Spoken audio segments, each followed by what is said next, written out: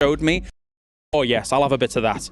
I mean, when you look at the eliminations, they have 21 more eliminations than that second place team. And the crazy part too is if you look at those two top teams, those were the only ones with over 100 points, getting a lot of those points. So now going into survival stage, these teams aren't going to have to worry about those heavy fragging teams just soaking up all those points. There's going to be a lot of opportunity, Max. Yeah, there's going to be a lot of opportunities going into that next stage. But I want to highlight two teams in particular. Team Secret, big surprise from SEA. Wasn't sure if they were going to qualify. But EWC Esports, able to outclass Regnum Caria, Falcons, and also Fireflux from their home region was a very, very big surprise. Eren in particular was stepping up massively in the group stage. I wonder if they can try and do something similar going into those finals.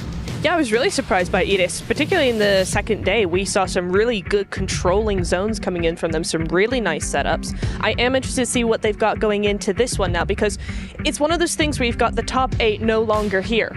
So then you have not lesser teams, but less dominant teams coming in here. Can they use that? Can they take advantage of that and really just dominate the lobby in these 2 days? And then for the 16 teams that are left here, they still have the potential to also dominate, right? If you look at the likes of Regnum Caria, if you look at the uncharacteristic performance of an Alpha 7 here, 7, it becomes a case of like, okay, well, if they go into a lobby like this, and it's a lobby that's not moving across 2 days, they can gather momentum and they can find themselves some big wins. Is it time for me to just rip them apart, or am I holding on to that? Or Who is you want to rip apart? Alpha 7? Do it. Do it. All right, ladies and gentlemen. So I've been waiting for this the whole week. With Alpha 7, let me see which one is the one I'm looking at. That one right there. With Alpha 7, outside of the first day, they did absolutely nothing. This team was only able to get just, I think it was just 1 placement point outside of their wins. And on top of that, their eliminations just weren't quite there. On the day 2,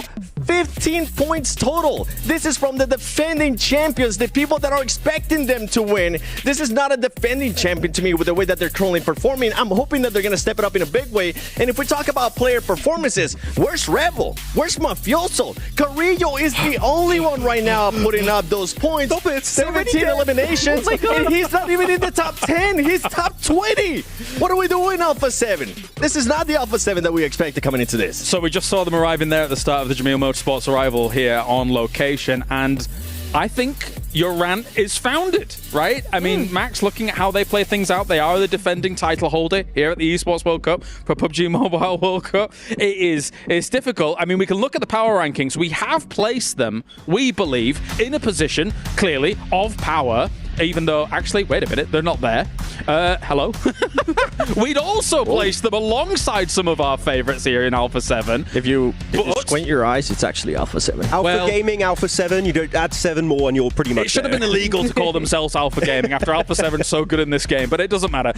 At the same time, though, let's talk about some of these other ones, Max, right? You've got Regnum Caria, you've got Falcons there. Obviously, we're expecting big things from them, but there wasn't some deliverables coming in from Falcons in the group stage, that's for sure. Falcons, every time I saw them, they would just split apart, losing the player left, right, and center, and then you just don't have the manpower to take a proper 4v4 fight anymore. It is just very surprising that we just didn't see anything remotely close to what they did back in PMSL EU, and especially back in